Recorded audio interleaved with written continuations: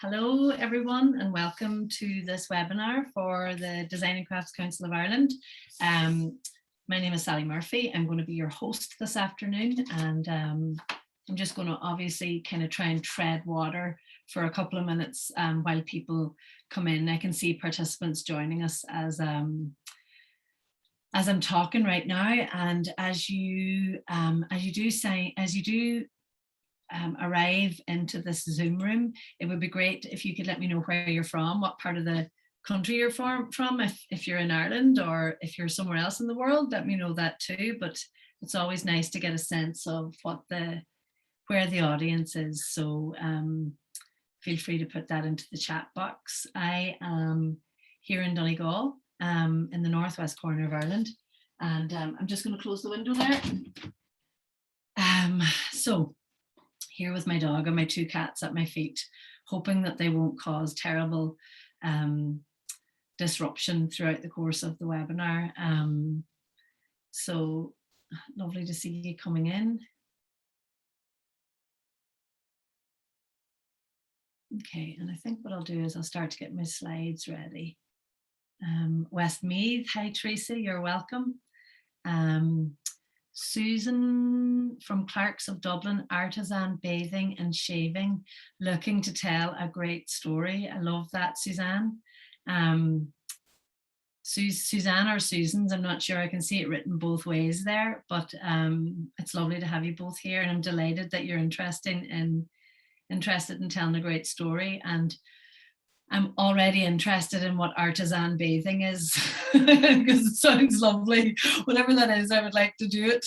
The shaving, not so much. I'm not so great at the shaving, especially in the winter months, but certainly the artisan bathing, I think I could get signed up for that for sure.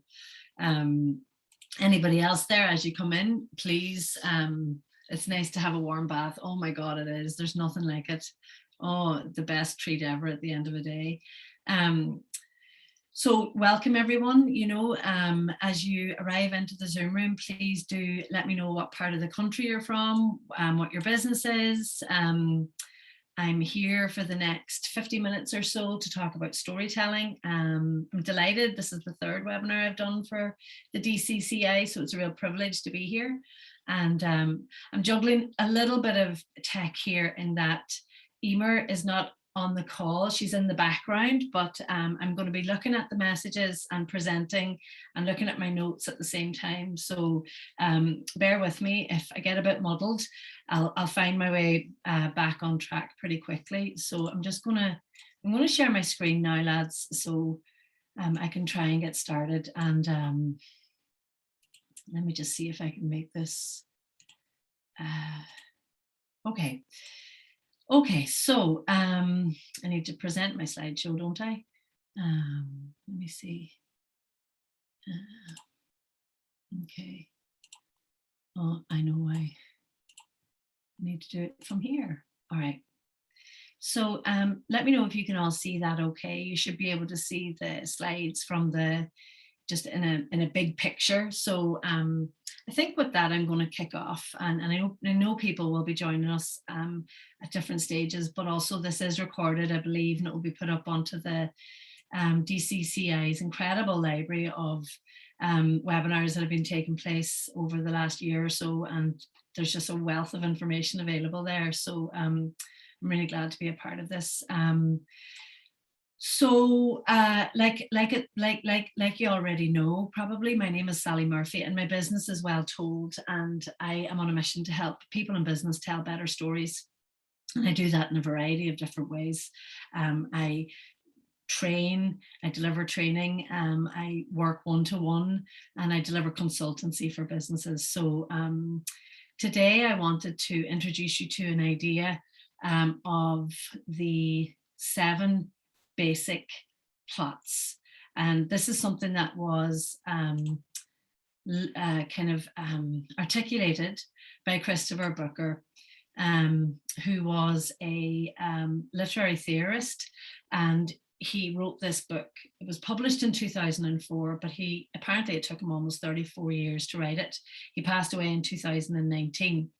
And this is a quote from the book. He says that at any given moment, all over the world, hundreds of millions of people are engaged in what is one of the most familiar of all human activity. In one way or another, they will have their attention focused on one of those strange sequences of mental images which we call a story. And I love this quote because there's an awful lot in it. It's true. Right now, all over the world, people are telling stories, they're sharing stories, they're creating stories in their own heads. And I suppose from the perspective of the small business owner, the craftsperson, makers, whatever industry we're in, if we can upskill ourselves in that craft of storytelling and use it to connect with people, to engage with people, to build bridges between what we do, between our products and our services and the people out there who need them, then all the better, you know. So basically in this book, which is a tome, I mean, it's over 700 pages long. There's things about it that are amazing. You know, I kind of think it's probably 400 pages too long, but I use it as a reference book.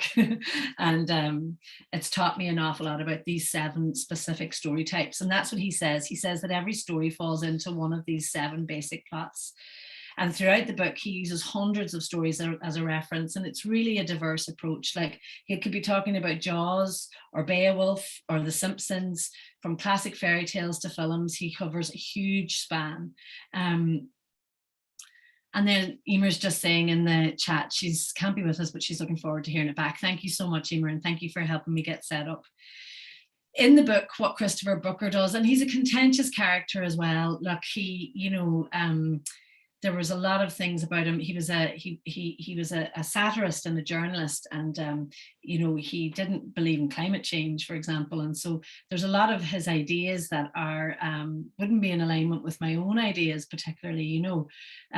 But the work that he's done in this book brings together big thinking work from people like Carl Jung and Joseph Campbell, who I talked about in the last DCCI webinar. And it's a really interesting look at these 7 archetypes, these universal storylines, these plot lines that we can pay attention to and learn from and use in our businesses potentially. One of the things that Christopher Booker says is that so deep and so instinctive is our need for them, i.e. stories, is that as small children, we have no sooner learned to speak than we begin to demand being told stories. And I love that because, you know, it really brings down the essence of storytelling into a kind of really granular level for me. We are hardwired as human beings to pay attention to stories. We crave them. It's in our bones that we need stories. And I think that we can really understand that when we think about maybe the children or young people in our lives, as well as our own experiences as children and how much we loved being told a story. That doesn't change. As adults, we still love being told stories, and we can utilize it in our work really effectively. And this is what Ursula Le Guin, the American author, said, and I love her work. She said, "There have been great societies that did not use the wheel, but there have been no societies that did not tell stories." And it's just to kind of ground ourselves in that fundamental truth about the power and the universal nature of storytelling and the timelessness of it, right? So again, as with my other DCCI presentations, we are looking at this idea of how human beings are hardwired to receive information in the form of stories. And that this most ancient of art forms is actually a really strategic contemporary communications tool, perfectly fitted to our crazy, overwhelming digital overload of information times.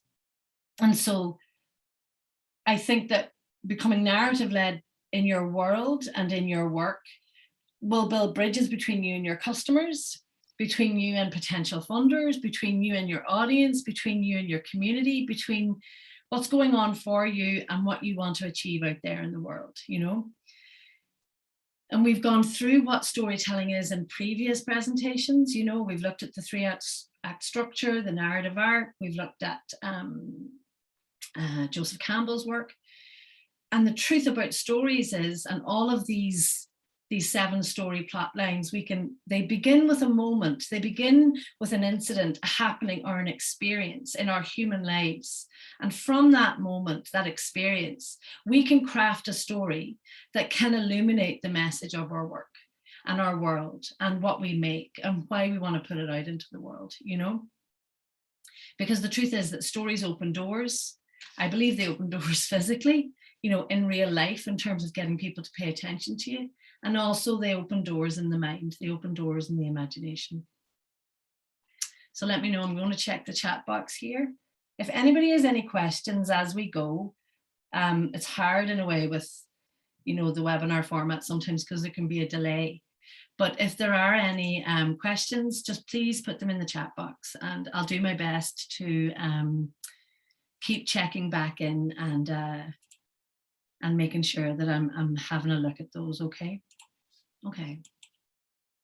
So again, this idea of why we tell stories, and this is a slide that I would have shared in a previous presentation, but I think it's important to repeat it here. So stories, these are just some of the reasons why we share stories, you know, to share experiences, to teach lessons, to articulate how we feel, to rally the troops, to seek help and support, to pull people along on our mission to achieve something, to motivate people to join us, to influence the people around us, to gather ideas and inspiration, to promote curiosity, to spark creativity, to bring clarity and understanding, to make meaning in the world. This is all the function of storytelling.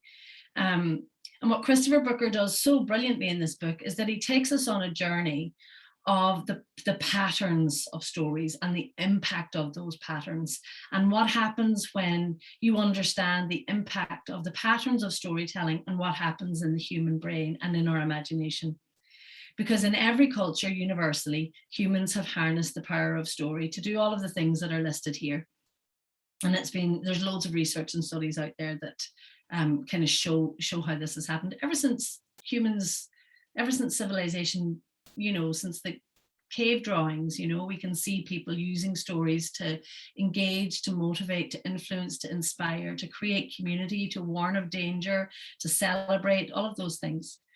Because stories are sticky, they trigger and light up parts of our brain and activate the subconscious. So really, really powerful, you know, because 95% of our thinking is based in the subconscious, and we operate on 5% of conscious all the time because we wouldn't be able to function in the world otherwise. And so when we're able to use story as a tool in our brand communications, we're able to become more memorable. They say that storytelling is 22 times more memorable than just sharing facts.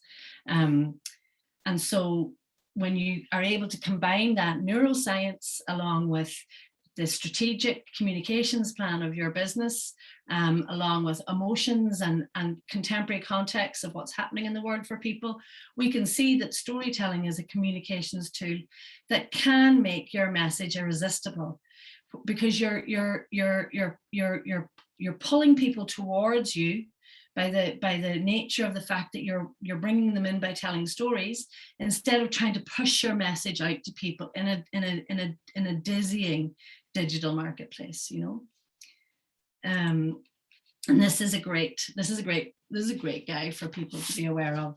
His name is Jonathan Gottschall, and he wrote this book, and it's called The Storytelling Animal: How Stories Make Us Human. And he says that as humans, we are literally soaked to the bone in story. I love the way he writes, like his words are just so beautiful. We're constantly daydreaming, imagining, and making up stories in our heads. And he describes how stories draw us in, and as he says it, infect us with the need to know what happened next. That's the power of a good story well told, where the reader, the audience, the listener is hooked and they want to know what happens next. And that is my kitten. So what happens next with this kitten is that I gently place it down on the floor and hope that he doesn't make any more noise, which is probably unlikely. So one of the things that Jonathan Gottschall says in his book, he says, the world's priests and shamans knew what psychology would later confirm. If you want a message to burrow into the human mind, work it into a story, okay? So basically in this book, he kind of draws on neuroscience, psychology, and evolutionary biology. And he says that stories help us navigate life's complex social problems, and that it has evolved like other behaviors to ensure our survival. And I think the point is that in today's world, this is more pertinent than ever before, because how do we as humans cope with, process, and respond to the literal avalanche of information that we're faced with every day? And storytelling emerges as a key tool. No matter whether you're a leader in an organization, whether you're a small business owner, whether you're the head of a education, it doesn't matter what the context is. Storytelling is a key tool for you to survive and thrive in this new kind of era that we're all experiencing, an era of disruption and change and chaos and opportunity and fear, lots of things. So this is an overview of the 7 basic plots. Like, there's actually a kitten wandering around my desk as I'm delivering this webinar, and now the kitten is going to drink my water. Like, the kitten has no respect for the 7 basic plots, not at all. So I do beg your pardon. Okay, so here is a little outline of what the 7 basic plots are, and let me just tell you, read them out for you. So we have Overcoming the Monster, From Rags to Riches, The Quest, Voyage and Return, a Comedy, Tragedy, and Rebirth. And I'm going to go through these with you guys now throughout the course of the webinar. So basically in the book, Booker is talking about how these 7 basic plots repeat throughout storytelling and through the storytelling of mankind. He says that they form a universal language, and each one generates its own type of meaning that people will instantly understand at a subconscious level what the theme of this, the archetypal theme of the story is. Now, in the book, he admits that there is, and look, the book is really extensive.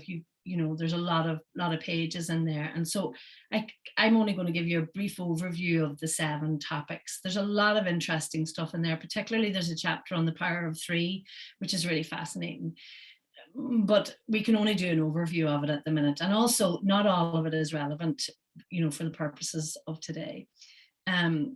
One of the things he does say is that there's an extensive overlap between one type of plot and the other. And sometimes in a story, you'll see several plots happening at the same time. And in fact, what he says is in some epic tales like The Lord of the Rings, all of the plots appear.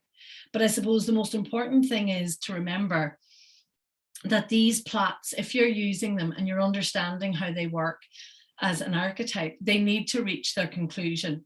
Because all good stories need to come to a conclusion where we understand that something has happened, that there's a transformation, there's a change, and there's a tying up of the story loop. So that's a really important point to remember. It doesn't work if you only use part of the plot. You have to use the whole plot, and that's the same with all the stories. It's that thing about clarity and how much, like Jonathan Gottschall talks about, like why we need, in his quote here, he says the storytelling mind is allergic to uncertainty, randomness, and coincidence. It is addicted to meaning. And that's why it's really important when you're using story that you end the stories well. Otherwise, it's like where that phrase comes from, to lose the plot. To lose the plot comes from the sense of losing the plot line and something not making sense anymore, Okay, so let's go into the first one. The kitten is just a delight to deliver with. So Overcoming the Monster, and all of the quotes in these slides are taken from they're Christopher Booker's words. They're taken from his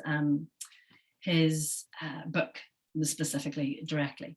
So what he says is the realm of storytelling contains nothing stranger or more spectacular than the terrifying, life-threatening, seemingly all-powerful monster whom the hero must confront in a fight to the death. Now, I know that this is a bit of a stretch for most of us who are just running a business. We're not confronting any real monster to the death. Of course not, this is symbolic, right? But nonetheless, we can take this as a tool. in two different ways. And this is the same with most of the plots, some more than others, right? The reality of it is that we can tell the story of overcoming the monster from the perspective of our experience of overcoming the monster. And we can also tell stories that connect directly to our customer or our audience or our ideal client's journey or experience of overcoming their monster. Okay, so this first archetype is rooted in the ancient classics like Beowulf and David and Goliath. And it's this idea that our hero, who is either us in the story, it's the protagonist in the story, it's our customer, is that our hero must conquer some sort of evil force that threatens to destroy them. And when you think about that in terms of you and your world and your work, I'd love you to take a moment. And if you have a pen and a piece of paper, just jot down a bit of a brainstorm in terms of what you think the monsters in your world or your work are that you need to overcome. Like, is it a physical thing? Is it got to do with the way that the way that your work is set up? Is it more of an emotional thing? Is it something to do with your practice? Is overcoming the monster for your customer, maybe, or for the work that you do, maybe overcoming the monster is that you're a really values-led brand and you're trying to make a change in the world. You're trying to fight against something that threatens our existence, So this idea of overcoming the monster is really very much an archetype about motivation, inspiration, and connection. When we use the overcoming the monster story, it's really powerful. And because it lets people know that there is hope. People are drawn to this story because there's a universal experience in here that no matter what challenges we have in our lives, and we do have them because as human beings, challenge is a part of our existence, big and small, and they differ for everyone. It's that saying that I've heard recently, we're all in a stormy sea, but, some of us have different boats. Some people are in a stormy sea, but they've got a yacht, and other people, they've got a dinghy and it's got a hole in it. So, the struggle and the strife of human experience is different for everyone, but the experience of it is universal. So examples in literature of where we see the overcoming the monster motif is very much Dracula, Aladdin. Recently, there was an amazing film called Herself, an Irish film. I can't remember the lead actress's name, but it's amazing anyway. It's out in cinemas at the moment, and that's a real overcoming the monster story as well. And in terms of brands, you would see a great example of overcoming the monster in Patagonia. Environmentally driven brands like Finisterre. People on social media like Aja Barber and the work that she's doing, trying to really speak out and challenge and combat fast fashion and what's happening, with the textile industry, that they're all really good examples of overcoming the monster. And what happens when people hear the story is that because it's that inspiration piece, they become courageous. They get a sense of what's possible. They get a sense of admiration. People love this archetype. They get the sense that they can do it too. It's not too late. That change and success is possible. I think it's one of the reasons why L'Oreal's campaign, Because You're Worth It, has been so successful, like that no matter what else is happening in your life, no matter what you have to deal with on a daily basis, that your well-being, your care, your hair, you're worth it, And the plot is universal because everyone can relate to struggle. And so I guess the question I would ask you all now is, what obstacles in your customer's life do you help them overcome? From the experience of your customer, and I'd love anybody, if they have an idea around this, to put it into the chat. Let me go back there. Does this resonate with you? Like, is there anybody who's aware of the fact that either in their business with the work they do, they're trying to overcome a monster, make a change, that there's something that threatens us that you're trying to stand up to? Is it environmental? Is it ethical? Is it about people? Is it about place? Is it about opportunity, potential? You know, are you a coach that helps people overcome their monstrous feelings of inadequacy or procrastination? Or, you know, what is the monster, you know, and how does your business or service help people overcome it? And then from your perspective, you know, what has been the biggest challenge in your life or your career or in your work, you know, and how did you overcome that? And are you telling that story? Like, do you share that story with people, that story of where you were, what happened, and what it's like now? You know, that classic 3-part story arc, you know. And if you did overcome it, how did you do it? If you're in the middle of it, how's it going? And looking back, you know, if it's a reflective kind of story, what did you learn from it? What's your advice to other people? So with all of these archetypes, I offer them to you as points of inspiration, jumping off points creatively, ways for you to consider, options that maybe help you connect and engage with your audiences in a new or different way. You don't have to be rigid about it, and you don't have to read the whole book, you know, just take them and see if any of them click with you, you know. Okay, so the next one is from Rags to Riches.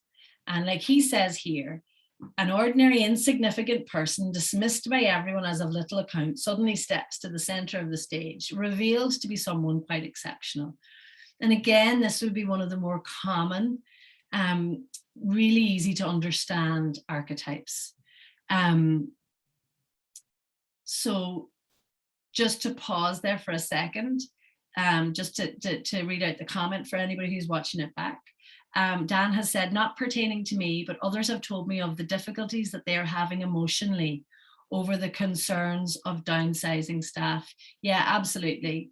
That, and from a leadership perspective and from a culture perspective, that is a really important story to be able to craft and to come to terms with, you know. And one of the things I saw, and of course I don't know any of the details about this, but I remember last year or a year and a half ago when Airbnb had to lay off a whole load of staff, hundreds and hundreds of staff, because of the pandemic, because they were so hugely hit by it. Of course, their CEO sent out what's one of the best examples of communications I've ever seen, in terms of the email he sent to all the staff, acknowledging the hurt and the loss and the devastation in terms of downsizing the organization.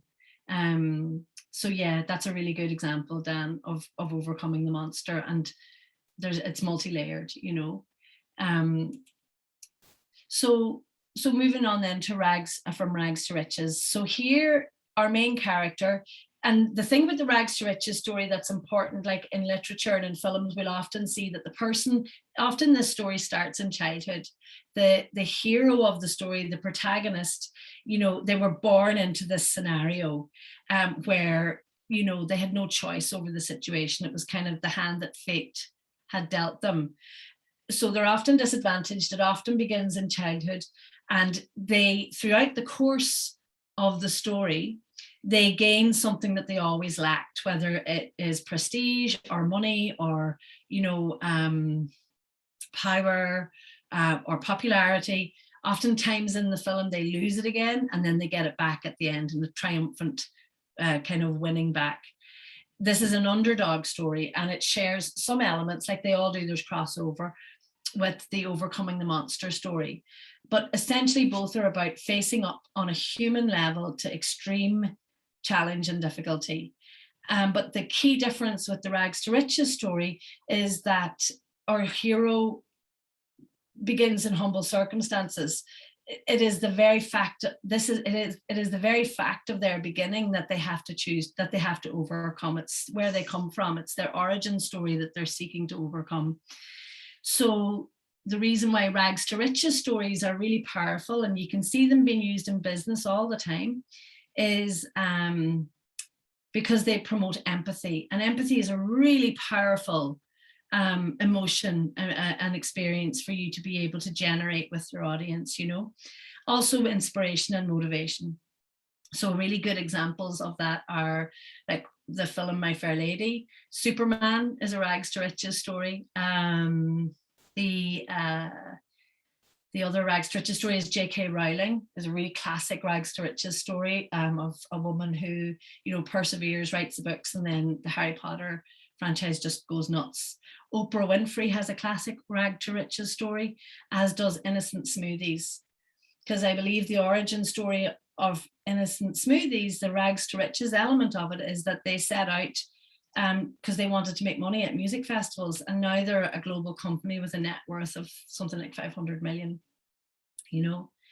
So what the rags to riches story does when we share it and when we craft it is it tells us that for normal people, there is a greater self, there is opportunity, and that things can change, and that our special talents, that we have special talents, and that they can lift us out of circumstances we find us in, you know.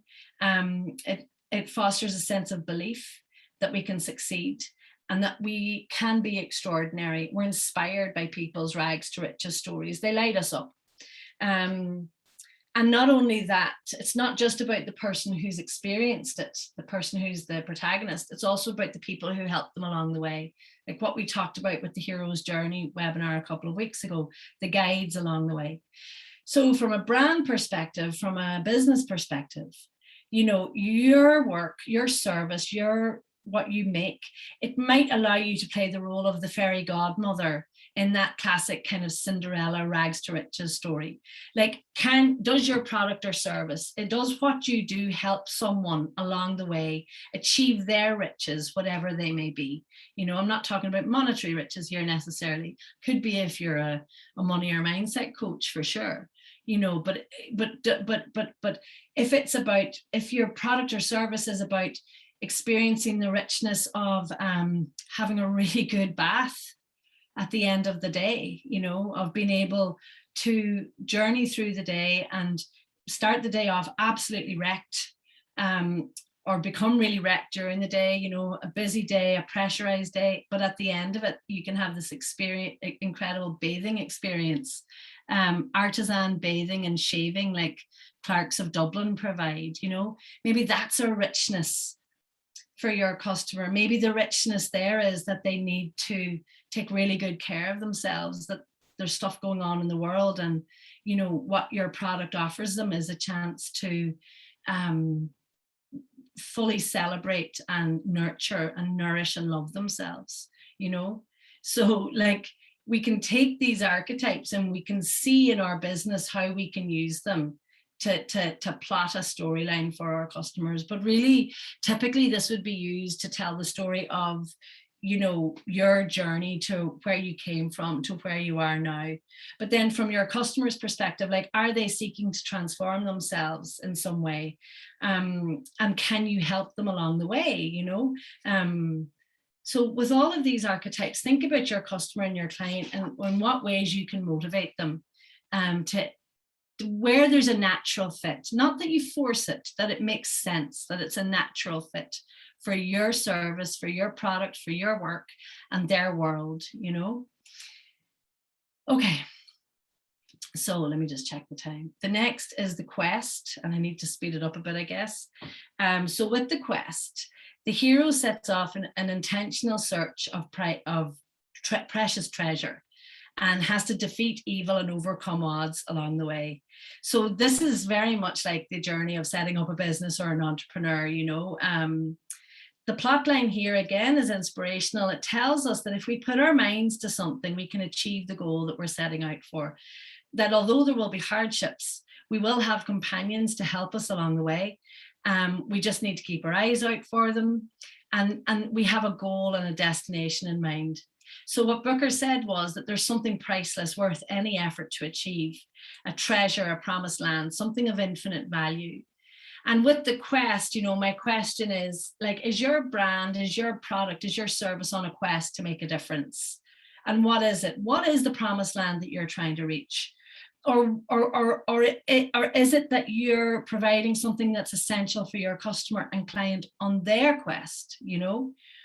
And examples of the quest motif in Films are certainly things like Raiders of the Lost Ark and Lord of the Rings.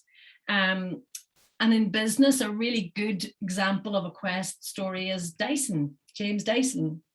And he created dual cyclone technology to change the way the Hoover is created so that you don't have to have a bag, you know. So the quest plotline is really, it's about intentionality of knowing that there's treasure out there, that there's something worth the journey, and you head off on a goal to create on a mission to create to grab this goal, you know. And like, it's really good for purpose-driven brands. Again, there's crossover, you know. And the next one then is Voyage and Return. And Voyage and Return is incredibly similar to the quest, except the hero it's not so intentional. It's almost as if the hero in the Voyage and Return story is plucked out of his normal world or her normal world and taken on this journey, kind of without them even realizing it. This is very closely aligned to the hero's journey, and I talked about that in another presentation. And so again, with Voyage and Return, a core element of this archetype is about transformation. So a Voyage and Return story sends a protagonist off to a strange land, from the known to the unknown. Maybe it's learning new skills in business. Maybe it's about becoming more digitally aware. Maybe it's about moving home or creating a new relationship. It can be any of these things where we're moving from a place of what is known to what is unknown. And with that comes fear and trepidation and exhilaration and guides and challenges, you know. But when we move through that cycle, because the return part is really important here, we return transformed. We become wiser. He says we've moved from ignorance to knowledge. We've reached a new and much deeper understanding of the world, which has led to a complete change in our attitude to life. So, like, our normal world is upended and our hero is thrown into an unknown world and must make her way back to the known world. So J.R.R. Tolkien's The Voyage epitomizes, The Hobbit epitomizes this, so much so that in the book, the strapline of The Hobbit is called There and Back Again, A Hobbit's Journey. Other great examples in literature are Alice in Wonderland, and a film example of Voyage and Return is Castaway. A great example of a business is Voyage and Return, is Airbnb again, because they're constantly sharing stories of people who've gone out there on voyages and had experiences, and then what it's like when they return. Tom's, the footwear brand, tells the story of how the founder's voyage to Argentina gave him the idea for the company and the charitable ethos that drives its 1-for-1 program. Steve Jobs is another example. He was thrown out of Apple, and then he came back and he made it 100 times better. And Howard Schultz as well, the CEO of Starbucks, is an example of Voyage and Return in business. So for you in your work, like, was there a time, did you hear the call to make a change, to set up a business, to make a certain type of work, to be a maker in some discipline, you know, and what was that voyage like for you? And now that you've returned, what is your wisdom? What do you understand about life, you know? Or your customers, are they on a voyage? And what part of the voyage are they on? Can you help them return to the known world, you know? So that's Voyage and Return. All right. Now, the next one is comedy, and it's the one that I find a little bit harder to describe for myself in terms of how we relate it to the world of small business or entrepreneurialism. Because when we say comedy, it's not about so much like, well, according to Christopher Booker, let me be clear, according to Christopher Booker, it's not so much about like laugh out loud, pee your pants, comedy club stuff. It's about this idea of the truth being brought out of the shadows and into the light. So he, throughout in the book, he goes deep into Shakespearean stuff here around comedy. And he says, this is why comedy of any kind almost invariably centers on people who are in some way taking themselves too seriously, giving the rest of us the chance to see how foolish this makes them look. And I love that line. And that explains a lot to me, really. So in the book, he describes comedy, and it's usually connected to like romance and relationships, that there's some type of confusion, mayhem, disorder. And the journey of the comedy plot line is about restoring that order after these mishaps and mayhem, okay? An example of that he shares in the book is 4 Weddings and a Funeral. And another example of that that's more contemporary is probably The Office. I haven't found an example in business to connect that to, because I don't think there are many businesses who would want to kind of tell a story about themselves, you know, experiencing mayhem or, you know, having misadventure. However, I offer the idea of comedy as an archetype to you in terms of what you can do on social media and in terms of the human, authentic way that you can communicate with people also in real life. You know, if you can, sometimes there are elements of us being in business or making work or, you know, doing all of the different things like the kitten. You know, it's absurd that I'm delivering this webinar and it's going to go on the DCCI website. And, you know, in the middle of it all, my kitten, who's called Egg, jumps up and starts to make a mess. You know, that's ridiculous, right?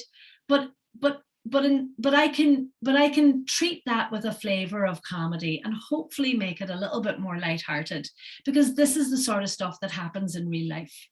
And sometimes when we're running businesses, things happen and they're absurd, but if we can share about them in a way that is real and authentic, it can be funny and people can connect with us because they understand what that absurdity is like, you know?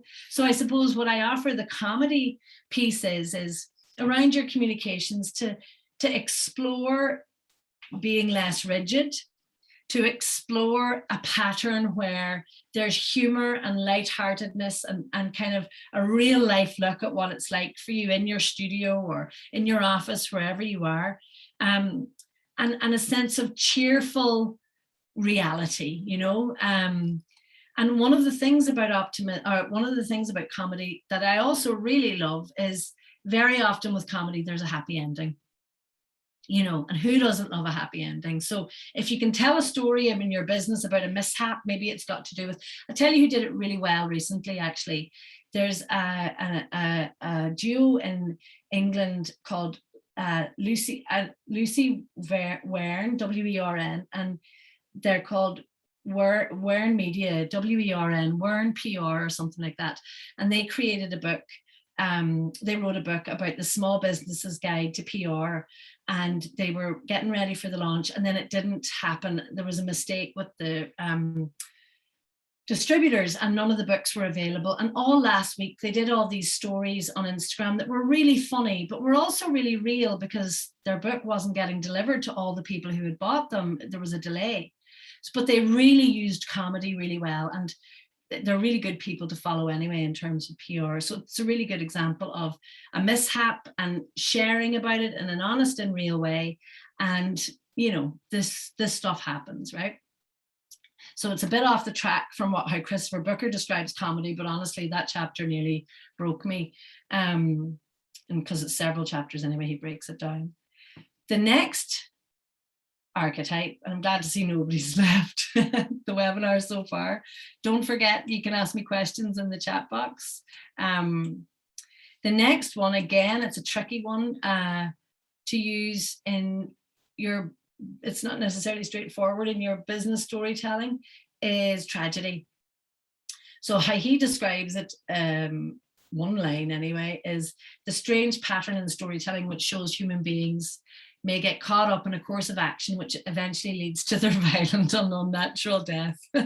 So again, look, happily for the majority of us, this does not relate to our world of work, to our world of making, to our world of design and craft, you know, of our entrepreneurial journey, fingers crossed, right? But taking it metaphorically and taking it as an archetype. Tragedy is the mirror of comedy, and it's this idea of the protagonist, the hero of the story, being undone either by a character flaw or by a cruel twist of fate.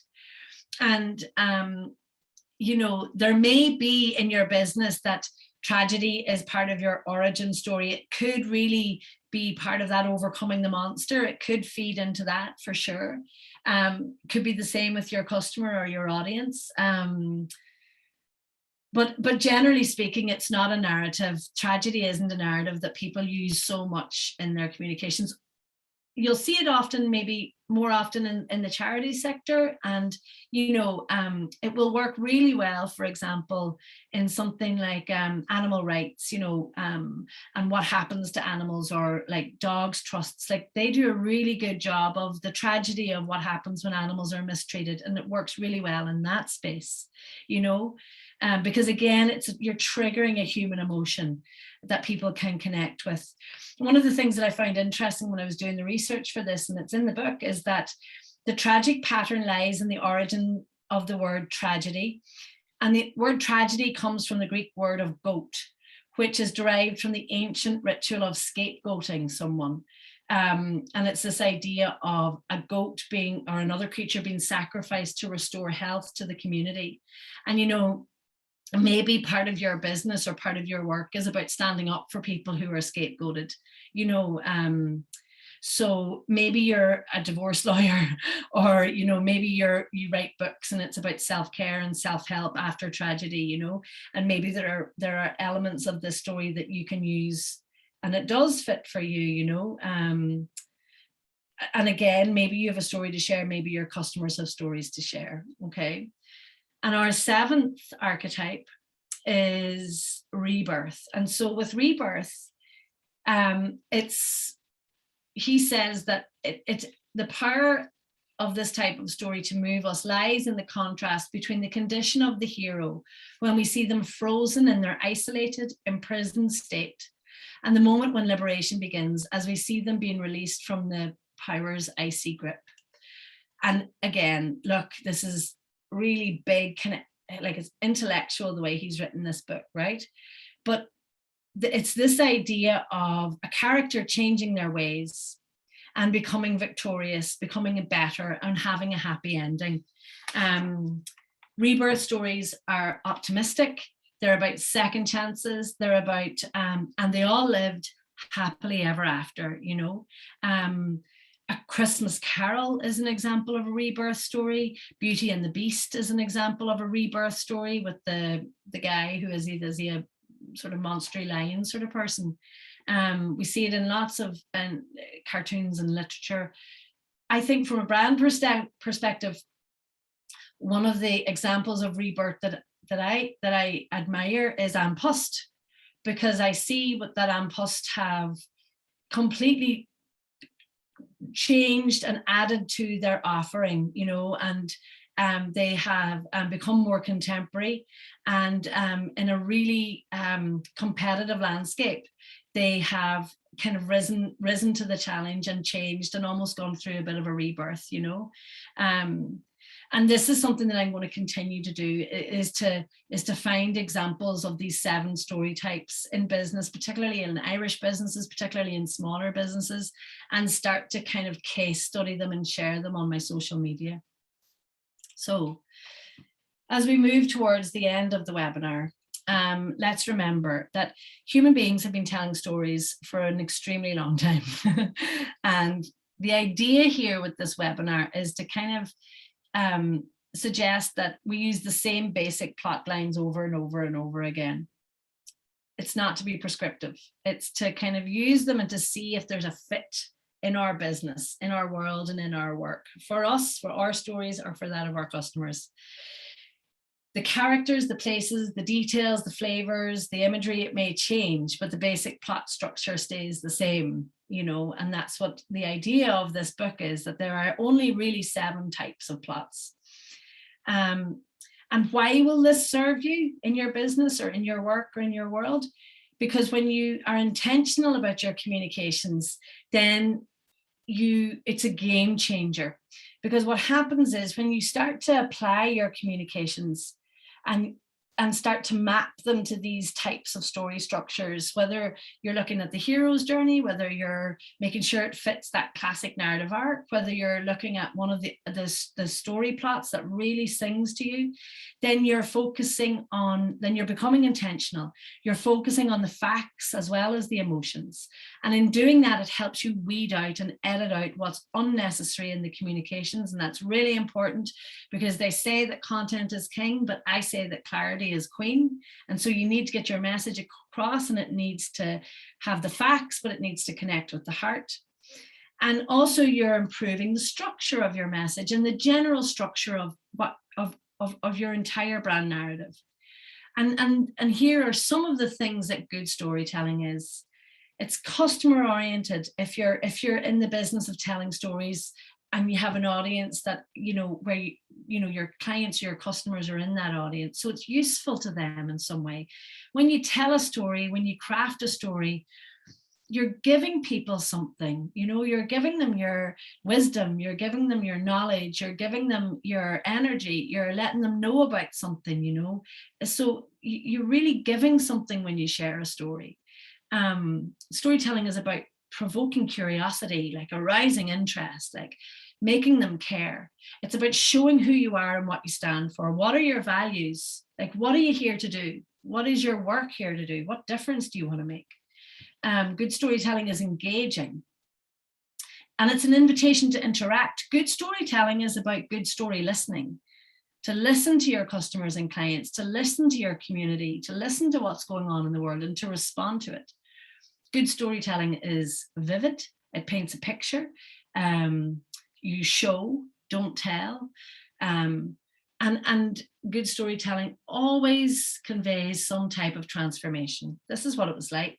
This is what happened, and this is what it's like now. And Christopher Booker goes into that in great detail in the book around this idea of the power of three.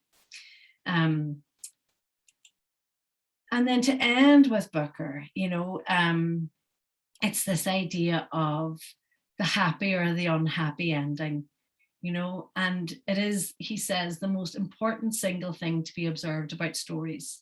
And I encourage you all, as you go out there to try and tell stories, to share stories, to become narrative led, to make sure that you're wrapping up the story in such a way that there's some type of an ending. Hopefully it's a happy ending, but that you close the story loop that you started at the beginning of telling the story, and that it makes sense for the person who's listening to it or reading it or experiencing it through the variety of ways that you can share stories on social media. Because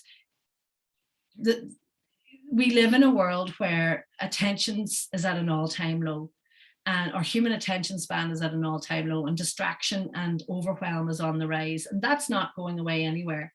So one of the things that we can do is we can find and share the stories that are true to us and tell them in a way that connects with the people out there who need what it is that we have to offer.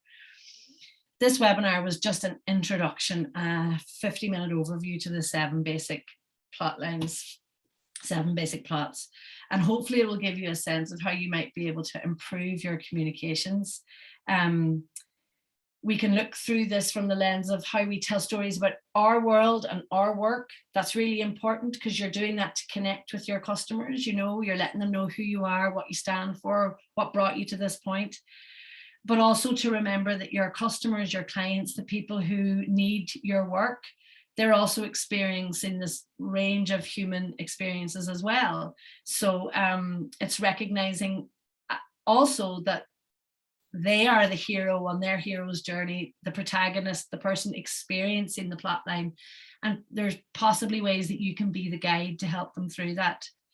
And so as I wrap it up, I ask you to think about that, as you look at the 7 plot lines, what way does your product or your service feature in the story of your customer? And in what ways can you understand them better so that you can build connection and grab attention and ultimately be memorable, and have them choose you.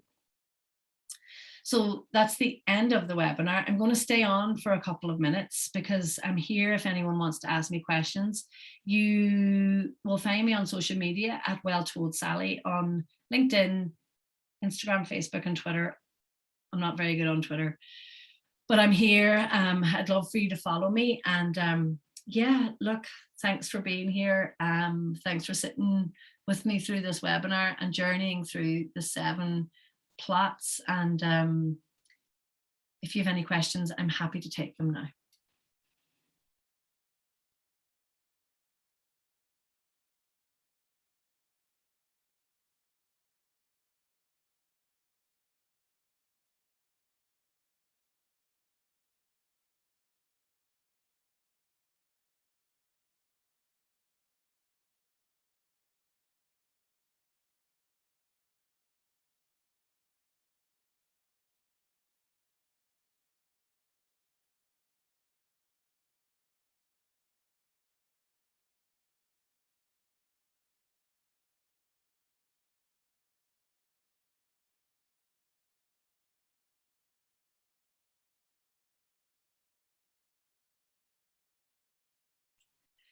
Dan, do you mean the books? I guess you mean the books that I referred to in this webinar. So yes, the list of your books on your Instagram post. Well, I'm not sure that I will do an Instagram post today, so I'm going to tell you now that they are the 7 Basic Plots by Christopher Booker. That's one. And the other one is called, and this is an excellent one, The Storytelling Animal by Jonathan. This is an amazing book. Gottschall. Does that help? So the 7 Basic Plots by Christopher Booker and The Storytelling Animal. Oh, thank you, Dan. I'm delighted. That's good. That's good. Great. Thanks, Teresa. Thanks for being here.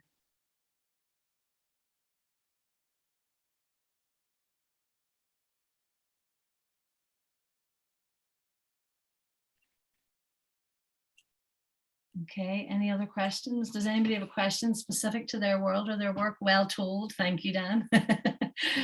Clark's is a purpose-driven business. How can we really get this across with all the greenwashing going on? Suzanne, I totally get it. I don't know your business, and I don't know about your business. I haven't seen the website or anything like that, but I think that greenwashing is huge. What you can do is, one of the ways that you can kind of shine a light and be a lighthouse for truth and authenticity in this space is to talk frankly about what you're doing and where you want to improve.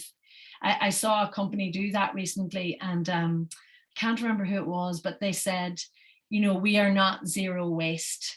We are not zero waste because we cannot guarantee that all our staff are, you know, they just made this whole big case about how they can't say they're 100% zero waste, but they are 85% zero waste. Like, they were really like frank and honest and true.